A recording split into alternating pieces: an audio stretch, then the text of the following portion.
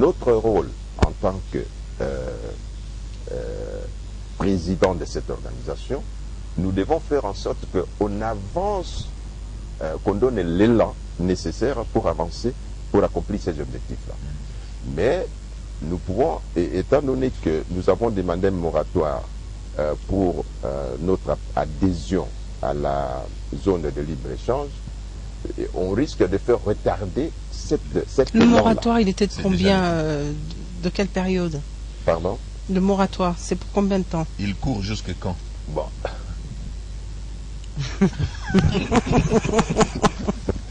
Comment? Qu'est-ce qui se passe? Il y a un problème à ce stade?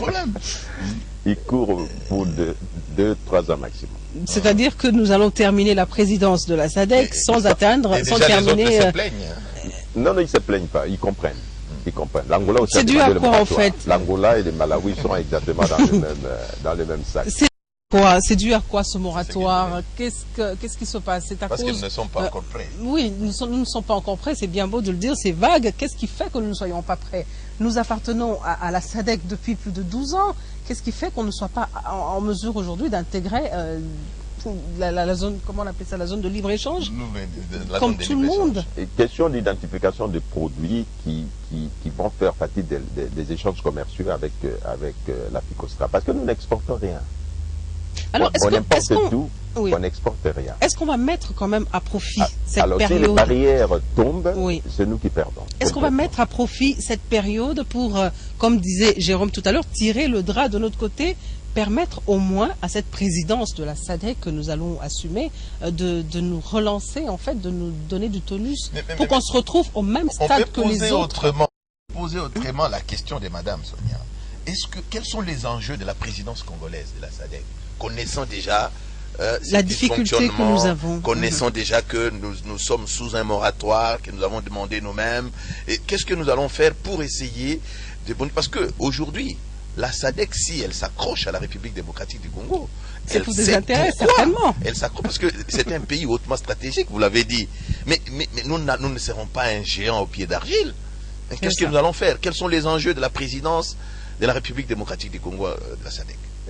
Pour abonner très rapidement à revenir à votre question sur ce qu'il disait tout à l'heure, M. l'ambassadeur, on appartient à ces trois organisations, SADC, COMESA et puis CAC. Dans les cas de l'Union africaine, on demande à ce qu'on tend vers l'Union africaine, au sens bloc entier, avec des sous-blocs, mais pas plusieurs blocs. Il y a ce qu'on appelle actuellement la rationalisation, c'est-à-dire tenter de pouvoir grouper les gens. Et je crois qu'il y aura peut-être des discussions pour ouvrir un peu par rapport à ce qui avait été dit sur la zone de libre-échange, parce qu'on est dans la même situation avec les COMESA, on est dans la même situation avec la CAC et tout ça, où là aussi, c'est pas encore fait. Donc on est dans la même dimension, dans la même lancée. Donc nous serons amenés à pouvoir voir un peu. Mais sur le plan interne, nous avons besoin de nous organiser aussi. Et on n'est pas au même niveau que les autres. Donc il est impossible de pouvoir nous lancer dans une aventure dont on n'a pas encore tous les périmètres, puisque sur le plan interne, ce n'est pas encore terminé. Nous sommes dans un processus d'organisation interne. Il faut d'abord qu'on atteigne notre vitesse de croisière avant de nous ouvrir. Ça, c'est un des points. Mais au-delà de ça, regardez la situation plutôt géographique de la RDC, avec des frontières autour et tout, et dont la plupart des pays n'appartiennent pas à la SADC. Pour l'essentiel, n'appartiennent pas à la SADC. Vous prenez une partie de l'Est, une partie du Nord et tout ça, n'appartient pas à la SADC. Ce qui fait que le fait qu'on puisse ouvrir la frontière au sud pourra perturber complètement notre espace, dans la mesure où, pour l'essentiel de ces pays que je viens de dire, quand ils rentrent en RDC, ils ne sont pas en transit, mais pour pouvoir s'arrêter. Donc ça pose énormément de perturbations. Nous pouvons justifier légitimement auprès de nos partenaires de la SADC notre situation qui est particulière. Et d'ailleurs, je crois que ça a été une partie de l'objet de notre discussion au Swaziland, sur ce point-là précis, de la situation qui est la nôtre sur le plan de nos frontières. Ça. Donc nous allons y revenir peut-être, mais bon, il faut qu'on puisse atteindre quand même un niveau potable, de sorte à ce qu'on puisse être en mesure de pouvoir ouvrir les frontières sur ces points précis des douanes. Et regardez l'exemple simple de l'Union européenne. Vous verrez très bien que la situation qui avait... Qui ne voit pas d'un bon œil également. Oui, effectivement, parce que bon, ça sert à un point énorme, ça sert à un concurrent direct et tout ça, c'est normal. Mais, qui veut nous imposer. Mais c'est-à-dire que j'ai rêvé là-dessus, dans la mesure où, quand vous regardez la manière dont ont évolué les pays comme l'Espagne et le Portugal, à côté des pays avec des économies très fortes comme la France et l'Allemagne, bon, ils ont suivi. Ils ne sont pas dans la même disposition, mais néanmoins, il y a moyen de pouvoir attendre ce qu'on atteigne. Il y a des mécanismes qui sont prévus dans les systèmes de régionalisation, d'intégration qui sont prévus depuis très longtemps. Donc, on n'invente rien spécialement. Nous regardons ce qui a déjà été fait ailleurs pour pouvoir un peu adapter à notre situation. Mais pour la présidence, là-dessus, juste un point, des mots sur la présidence. Mais ce qui a été dit tout à l'heure, c'est-à-dire que si toutes les négociations avec les blocs SADC passent par la RDC, nous sommes la première porte d'entrée pour toutes les négociations de la SADC. Ce qui veut dire que l'intérêt majeur, le premier bénéfice, c'est à nous de pouvoir le négocier. C'est qu'on ne pouvait pas avoir si c'est pas nous qui avons la présidence. Donc nous évaluerons les intérêts de la RDC et au fur et à mesure que nous évoluerons, on verra très bien que bon, ça c'est point-là stratégique, nous intéresse, nous pourrons être bénéficiaires, donc on peut négocier facilement et puis ouvrir un peu les portes et influencer les autres. C'est-à-dire quand on sent que nous n'avons pas trop grand-chose à gagner, on peut refermer... Mais c'est un jeu, en fait c'est un jeu d'échecs et tout ça, on regarde un peu ce qu'on est en train de faire, donc c'est quand même important de voir ça. Puisque vous avez posé la question sur quel est l'intérêt d'avoir la présidence, mais parce qu'on négocie bloc avec bloc aujourd'hui. Il est très difficile de négocier avec l'Union européenne, négocier avec un seul État, mais plutôt avec les blocs. Mais on a aussi beaucoup à gagner, parce que si vous regardez le secteur agricole, l'Union devrait se positionner pour nourrir la sous-région en produits alimentaires. Parce que la plupart des pays de la SADC, l'Afrique du Sud, le Botswana, la Namibie, le Zimbabwe, le Swaziland, le Lesotho, ainsi de suite, ce sont des pays arides. Ce sont des pays désertiques, qui sont pleins de déserts. L'Afrique du Sud, par exemple, qui exporte des produits agricoles vers le Congo, n'a alloué que 3% des terres à l'agriculture. Ils ne peuvent pas augmenter la production agricole. Les 3% là, ils ne peuvent pas augmenter ça. Donc, ils attendent à ce que le Congo organise son agriculture pour nourrir la sous-région. Donc, c'est une opportunité en or pour nous. Que nous avons bien comprise. Elle a besoin de notre eau. Nous pensons. L'énergie. Oui, les courants, oui. L'Afrique du Sud a des problèmes énergétiques.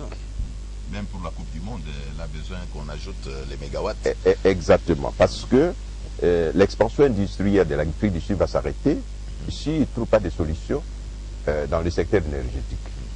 Le problème de l'eau, ce sont des pays qui n'ont pas d'eau. En 2013, les eaux souterraines de l'Afrique du Sud vont sécher. Ils ont besoin de l'eau. Et où est-ce que nous en sommes avec les projets de construction des pipelines qui doivent partir de l'Afrique du Sud jusqu'au Katanga? Ces projets sont encore, les études sont en cours parce qu'il faut évaluer d'abord l'impact environnemental. Oui, pour ne pas perturber les débits du fleuve.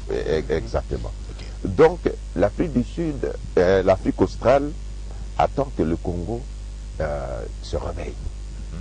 C'est-à-dire que l'Afrique australe, comme on dit, c'est la communauté pour le développement de l'Afrique australe, aujourd'hui on va dire, même pour le développement de Congo, va réellement, encore une fois je reviens dessus, pour être...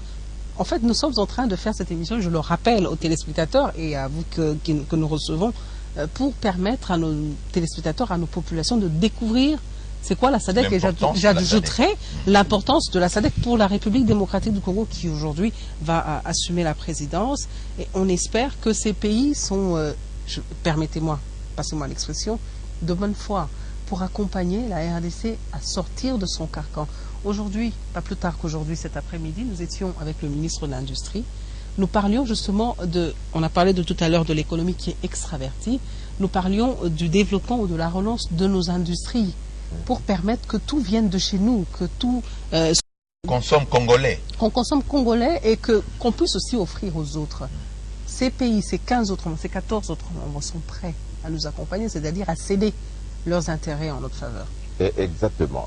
Et si demain, si nous sommes suffisamment organisés, nous pouvons vendre notre banane, notre haricot, en Afrique du Sud, notre papaye, tout ça.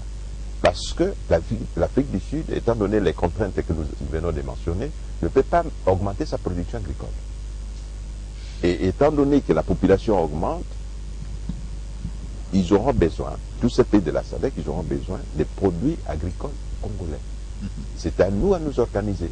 Nous pouvons nourrir tout ce monde-là. Donc ça nous offre une opportunité en or pour nos agriculteurs. Le message est passé. C'est-à-dire que la RDC ne devrait pas s'attendre à recevoir beaucoup plus, mais à donner également. Surtout à se battre. C'est vrai qu'on a beaucoup à offrir dans la sous-région en termes de potentialités. La RDC regorge d'énormément de richesses. C'est-à-dire qu'on est un peu une sorte de poumon qui s'ignore, hein, des poumons de cette organisation qui est la SADC, Maître Mangiolo. Oui, effectivement. C'est-à-dire que lorsque on dit bientôt l'Afrique aura des soucis sérieux pour l'agriculture et l'eau potable. Et l'eau. Ils regardent la RDC. L'énergie. Ils regardent la RDC, ils se disent, la RDC, donc qu'est-ce qu'on peut faire? Il nous appartient à nous de donner une réponse. Une des premières réponses, puisqu'on parlait de l'industrie tout à l'heure, une des premières réponses, c'est les transferts de technologies pour pouvoir organiser notre industrie alimentaire, entre parenthèses, de sorte à ce qu'on puisse leur fournir en partie ou leur vendre ce qu'ils ont besoin. Donc ils ont tout intérêt à mettre à notre disposition un outil majeur de développement qui est ce transfert de technologie de l'industrie alimentaire, entre parenthèses, qui nous permettent de pouvoir aller beaucoup plus loin au sein de la RDC et en même temps consolider sur le plan de nourriture, d'alimentation, toute l'Afrique australe. Voilà un point majeur sur lequel il n'y a même pas de discussion. Parce que quand on dit, tiens, qu'est-ce qu'on va bénéficier? Et bien oui, puisqu'ils vont être en carence en termes de nourriture, pourtant ils ont la technologie, ils ne peuvent pas s'en servir, les zones sont arides, ils ne peuvent pas s'en servir. Ils tournent vers nous en disant, vous avez les terres, les bonnes terres, tout ça, les érables. Nous, on vous donne la technologie. On est parti, oui. on a ça. Voilà. Ce qui fait que, absolument. C'est bon. C'est qu'on ne peut pas voir ailleurs. On ne peut avoir ça nulle part. Je crois que c'est la deuxième économie du monde, l'Afrique du Sud. Il est censé être la deuxième économie du monde. C'est quand même important de savoir que bon, elle est juste à l'emploi ici à côté de nous, on travaille avec elle. Alors qu'on a travaillé d'autres premières, deuxième, troisième économies du monde, on n'a jamais avancé. Aujourd'hui, mais on était au même niveau en 60. Voilà.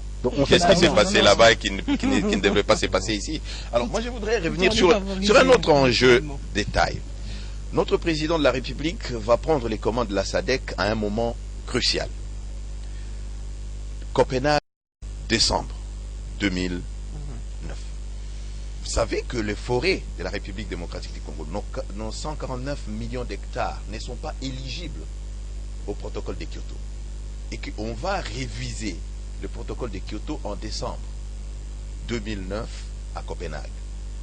La République démocratique du Congo se bat bec et ongle pour faire entendre ça, parce qu'on donne des crédits carbone à des forêts reboisées, mais nous avons la nature comme au début de la création.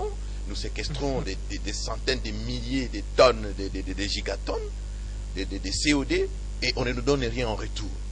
Quel est le combat que la SADC va mener du côté de la République démocratique du Congo pour faire valoir la revendication de la République démocratique du Congo qui se propose d'aller dire à Copenhague au mois de décembre qu'elle puisse bénéficier autant que le Brésil aussi des dividendes des puits carbone, c'est-à-dire que la taxe carbone que propose Barack Obama ou Sarkozy en Europe, eux qui n'ont pas de forêt, puissent revenir d'abord et des droits aux pays riverains des puits carbone au lieu que ce soit de l'autre côté. Parce que c'est un espace de poids. Nous avons la première puissance économique, l'Afrique du Sud, nous avons l'Angola. Au jour d'aujourd'hui, c'est le premier pays producteur du pétrole. Alors je voudrais savoir, est-ce que vous en parlez au niveau de la SADC? Est-ce qu'au niveau de la République démocratique du Congo, on est conscient de cela pour que nous puissions profiter de cette présidence? En fait, notre dividende par rapport à notre environnement. Voilà.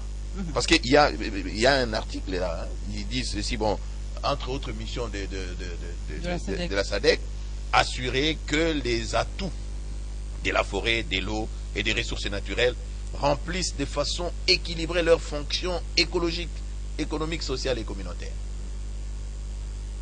Pour répondre à cette question, au-delà de Copenhague, il faut se ramener à la réalité. J'espère qu'il vous en souvient du discours de Nicolas Sarkozy sur ces points précis. Retraçons un peu, recadrons les choses. Oui. Il y a deux poumons qui bénéficient à la planète, l'Amazonie et la cuvette centrale. Il y a les réserves d'eau douce. Oui. Je crois qu'il y en a 3 au monde, essentiellement. Il y en a 3 au monde. Il y a l'Amazonie, il y a la cuvette centrale, et puis le pôle Nord, on ne peut pas y toucher. Ça désactive tout sur le plan européen. C'est déjà source de conflit. C'est déjà source de conflit. Oui. C'est très bien, on va planter des drapeaux sous eau et tout ça, donc c'est source de conflit. Il y a va falloir gérer les futurs de la planète. Voilà.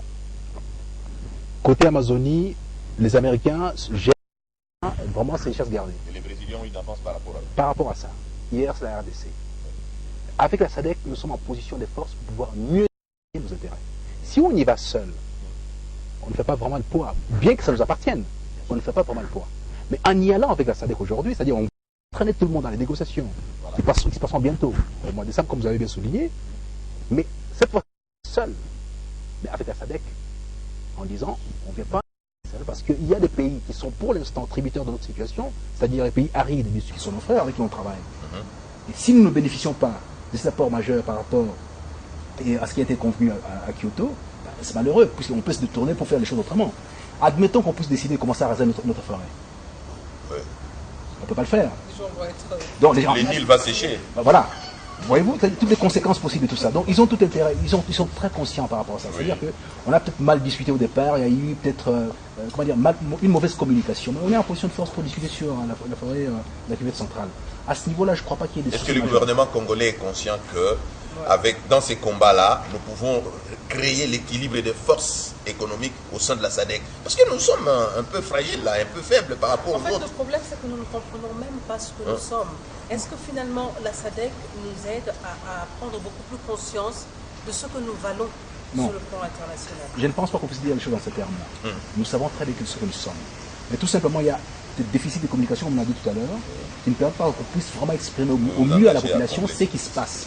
Mais la SADC, c'est un soutien majeur, donc ultime, qui s'ajoute à notre conscience pour dire, voilà, on n'est pas seul. Nous pensons comme ça, mais on n'est pas seul. On peut maintenant les discuter avec un poids énorme autour de nous pour pouvoir mieux gagner encore. Mais les Congolais sont très conscients. Regardez le nombre de colloques qu'il y a eu ici en RDC sur les forêts.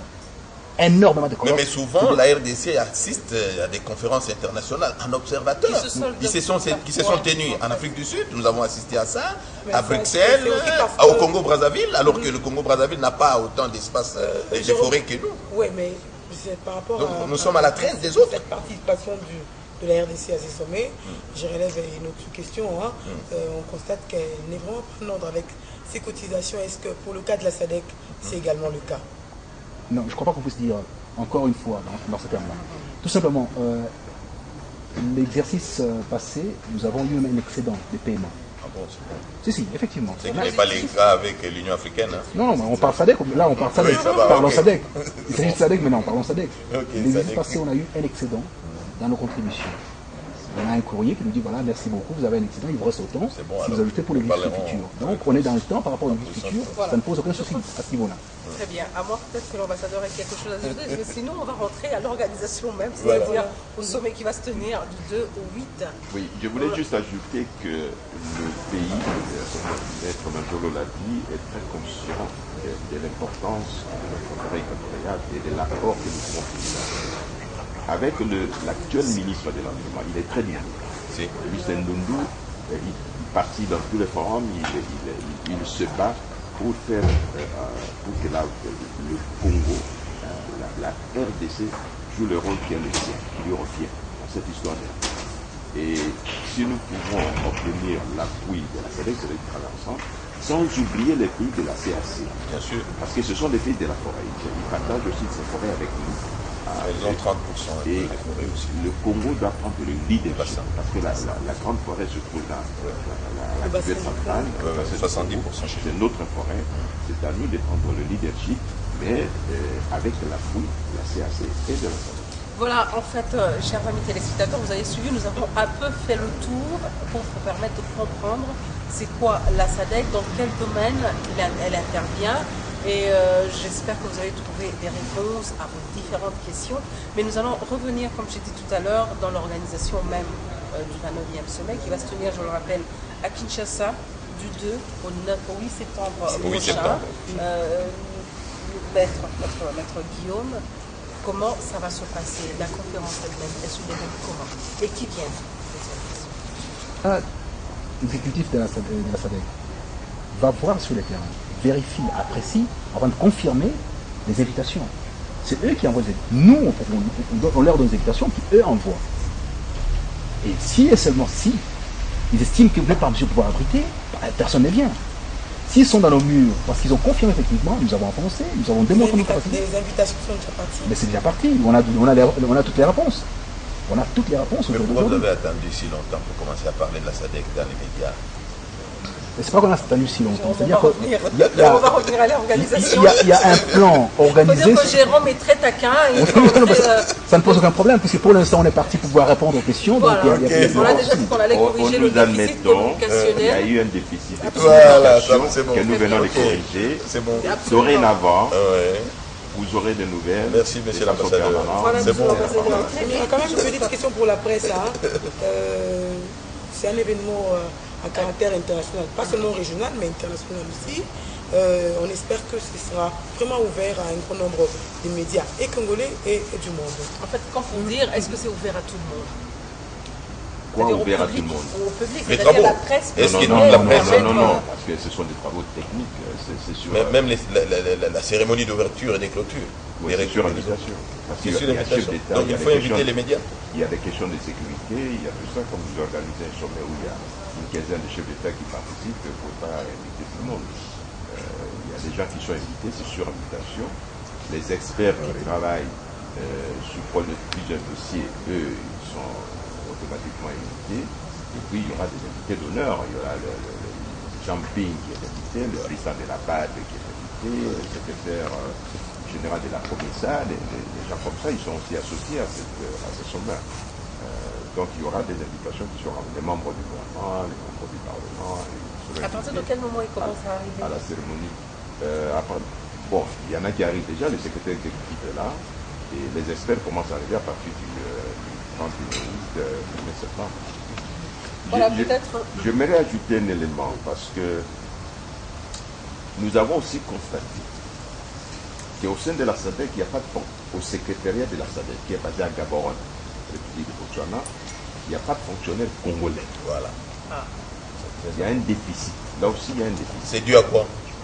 Mauvaise politique de déplacement? Non, les gens Ne faut veulent pas. postuler. Il faut postuler.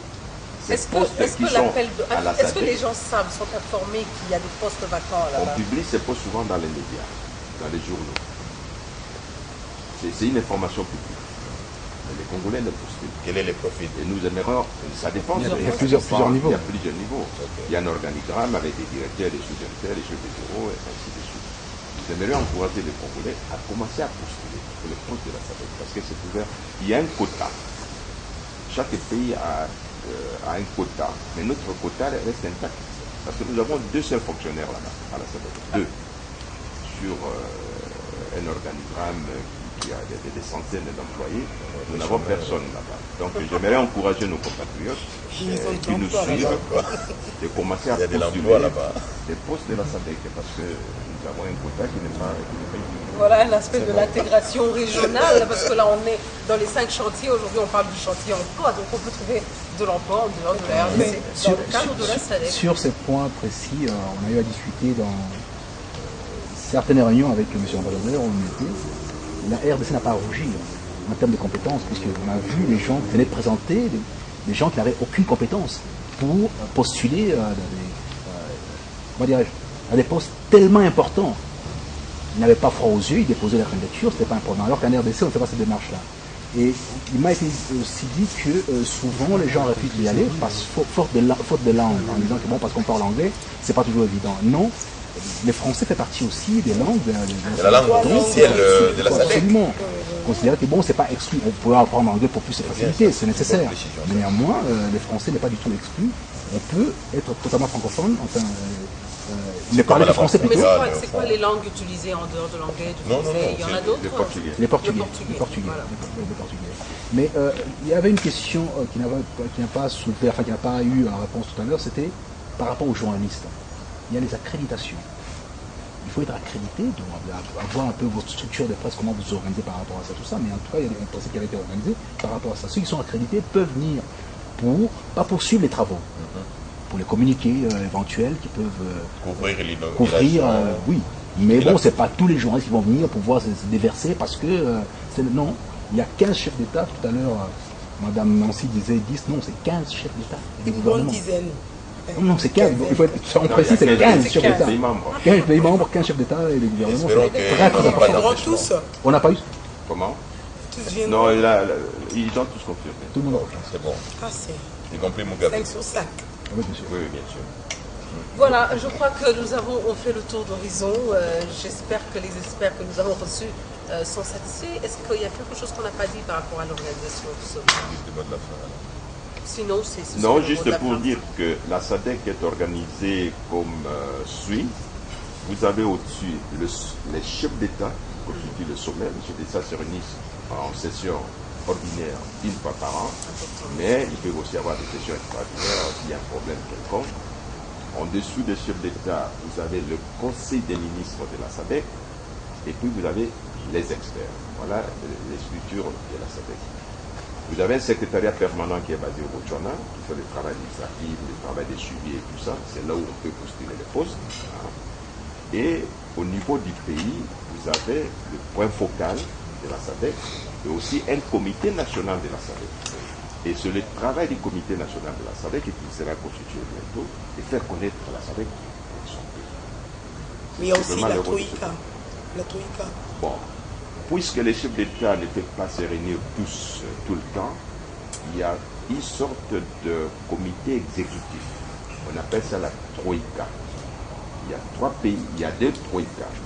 Une Troïka administrative, c'est-à-dire le président en exercice, le vice-président en exercice et le président passé qui constituent les Troïkas. Ils peuvent se réunir n'importe quand pour trancher, gérer un problème quelconque. Mais vous avez aussi une Troïka, encore 3 pays, pour